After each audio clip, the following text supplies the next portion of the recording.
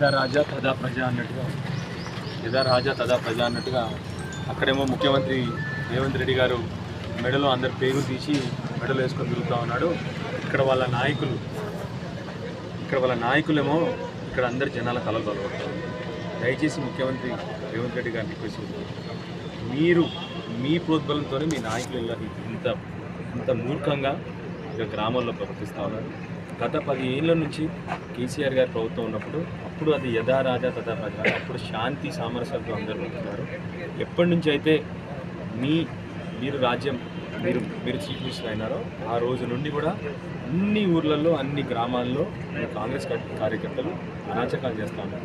దయచేసి ఒక యుద్ధ వాతావరణం సృష్టించకండి. బ్రహ్మాండంగా శాంతిగా ఉన్న మన తెలంగాణ రాష్ట్రాన్ని కాపాడండి. మీతో చేత కాకపోతే దయచేసి మీరు తెలియదండి.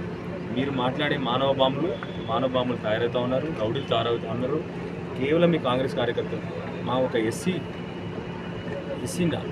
నాయకుడిని తలబలగొట్టేలాగా చేసినాడు.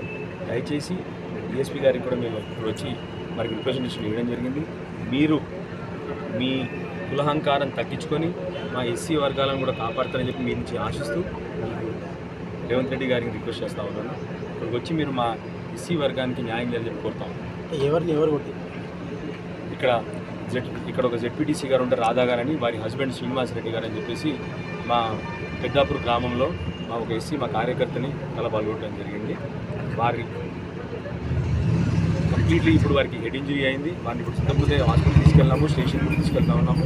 రంజిత్ అని మా కార్యకర్త వాళ్ళని కొట్టడం జరిగింది. ఆయన కేవలం కులహంకారంతో పోయి తలబలగొట్టి వాళ్ళ ఇంటికి పోయి మరీ పాల్గొట్టడం జరిగింది. వారిని స్టేషన్లో వారి మీద కంప్లైంట్ చేయడం జరిగింది. దయచేసి రేవంత్ రెడ్డి గారిని రిక్వెస్ట్ చేస్తాను, మా అనగారిన వారికి మీరు రక్షణ కల్పిస్తారని చెప్పి మీ నుంచి కోరుతాం.